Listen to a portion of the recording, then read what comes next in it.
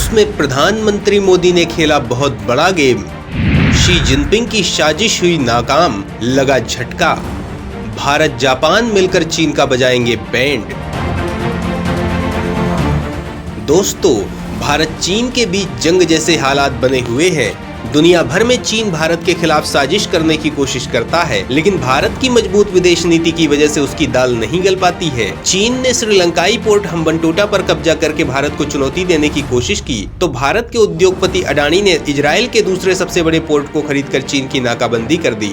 नेपाल, बांग्लादेश, श्रीलंका सबको अपने जाल में फंसा रहा है चीन। लेकिन एक एक करके इन देशों को भी समझ में आ रहा है कि भारत का साथ छोड़ना कितना खतरनाक हो सकता है। चीन ने अपना सिल्क रूट बना के भारत को घेरने की कोशिश की, तो भारत ने अपना ऐतिहासिक मसाला रूट तैयार करना शुरू कर दिया। अफगानिस्तान के खजाने को लूटने के लिए चीन ने तालिबान से नजदीकी बढ़ाने की कोशिश की, तो भारत ने अफगानिस्तान में अपना दूतावास खोल के चीन को झटका दे दिया।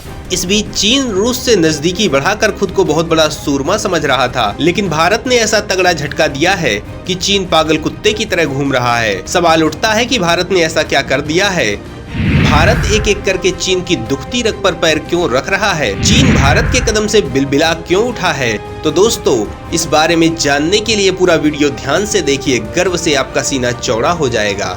दोस्तों, व्लादिवोस्तोक रूस का वह शहर जिस पर चीन की नजरें हमेशा से गड़ी है। भारत के प्रधानमंत्री नरेंद्र मोदी यहाँ पर ईस्टर्न इकोनॉमिक फोरम को संबोधित करने वाले हैं। चीन ने इस कार्यक्रम में हिस्सा लेने के लिए अपने सबसे महत्वपूर्ण शख्स को भेजा है।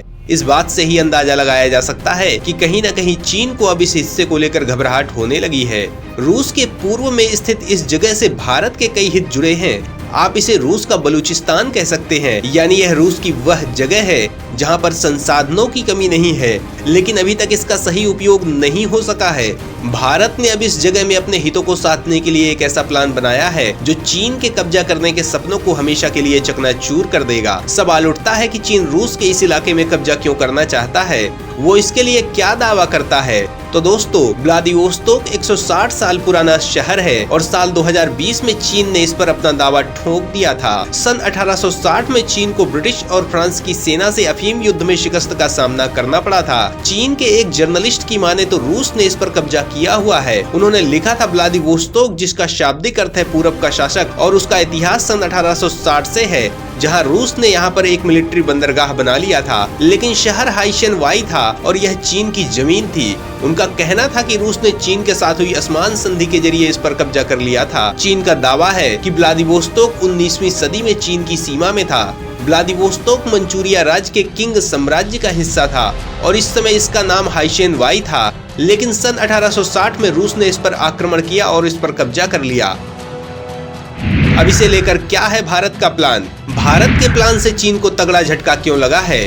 तो दोस्तों, भारत के प्लान के बारे में जानने से पहले जानिए कि आखिर यह शहर कहाँ है। व्लादिवोस्तोक रूस के पूर्व में स्थित एक पोर्ट सिटी है जो चीन और साउथ कोरिया से बॉर्डर साझा करती है। यह जगह ट्रांस सर्बियन रेलवे टर्मिनस भी है जो इसे मॉस्को से जोड़ता है। रूस की राजधानी मॉस्को से अगर ट्रेन के जरिए यहाँ से निकला जाए तो एक हफ्ते में व्लादिवोस्तोक पहुँचा जा सकता है। व्लादिवोस्तोक जापान के समुद्र के साथ तटीय सीमा साझा करता है। साथ ही यहाँ पर एक सेंट्रल स्क्वायर भी है। इस सेंट्रल स्क्वायर पर हर साल उन रूसी सैनिकों को श्रद्धांजलि दी जाती है जिन्होंने जापान के साथ युद्ध में अपनी जान गंवा दी थी। यहाँ से ईस्ट चाइना सी काफी पास है, जिस पर चीन और जापान दोनों ही दावा ठोकते हैं। चीन हमेशा से संसाधनों से भरे पूरे हिस्से पर गंदी नजर रखता आया है।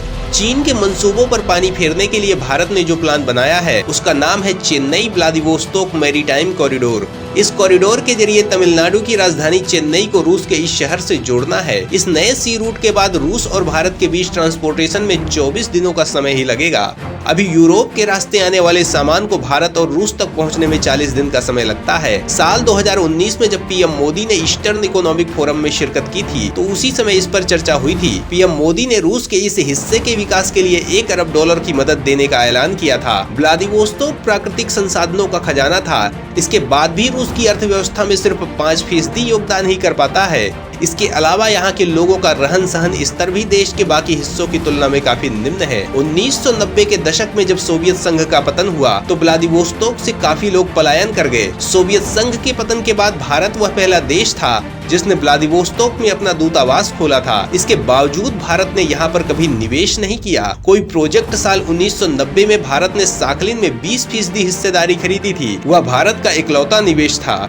चीन की भूख को खत्म करने के लिए भारत ने जापान को भी साथ लाने का मन बनाया है। साल 2020 में भारत के विदेश मंत्री एस जयशंकर ने इस पर एक बयान दिया था। उन्होंने कहा था रूस के एकदम पूर्व में आर्थिक सहयोग की संभावना है, क्योंकि भारत ने यहाँ और प्रशांत द्वीप के कई प्रोजेक्ट में शामिल होने की इच्छा जताई है। हमने यहाँ पर पार्टनरशिप के साथ ही राजनीतिक कदम भी रख दिए हैं। अगर भारत जापान को साथ लेकर आता है तो ये मास्टर स्ट्रोक होगा, जिसके बारे में कभी नहीं सोचा गया था। रूस हमेशा से ही हिंद प्रशांत क्षेत्र में शामिल होने से हिचकता रहा है। यह वो जगह है जहां पर चीन के दबदबे का जवाब देने के लिए क्वाड का गठन किया गया। जापान और भारत दोनों ही क्वाड के अहम हिस्से हैं। इसके अलावा भारत और जापान गहरे दोस्त भी हैं। दोनों के बीच बड़ा व्यापारिक समझौता भी है। जापान भारत में बुलेट ट्रेन प्रोजेक्ट पर काम कर रहा है। भारत जापान के बीच संबंध अत्यंत निकट हो चुके हैं। भारत जापान के हितों को हमेशा ध्यान में रखता है। हाल में ही जब जापान के निकट भारत को सैन्य अभ्यास का निमंत्रण मिला तो भारत ने इसे अस्वीकार कर दिया। वर्ष 2014 से जापान ने अपने हथियारों के निर्यात पर लगाए गए प्रतिबंधों को हटा लिया है। तब से अक्सर उसने भारत को हथियार बेचने की इच्छा व्यक्त की है। अब तक हथियारों का सौदा नहीं होने की मुख्य वजह जापानी पक्ष द्वारा प्रौद्योगिकी हस्तांतरण को लेकर आनाकानी और भारतीय पक्ष की मूल्य निर्धारण संबंधी चिंताएं हैं। फिर भी जापान के लिए भारतीय हथियार बाजार सबसे आकर्षक हो सकता है, क्योंकि सऊदी अरब के बाद भारत दूसरा सबसे बड़ा हथियार आयातक देश बनकर उभरा है। दोनों देशों के बीच आपूर्ति और मांग की इन प्रबल संभावनाओं के कारण उन्हें अपनी चिंताओं और बाधाओं को दूर करना चाहिए। इसके अतिरिक्त यदि दोनों देश भारत की मेक इन इंडिया पहल पर विचार करें कि वे जापानी तकनीकी हस्तांतरण के साथ रक्षा बिक्री या उत्पादन को कैसे इसमें शामिल कर सकते हैं, तो ये फायदेमंद होगा। पिछले दशक में मोदी और शिंजो आबे ने जिस रिश्ते को आगे बढ़ाया उसे नवीनीकृत करने की जरूरत है।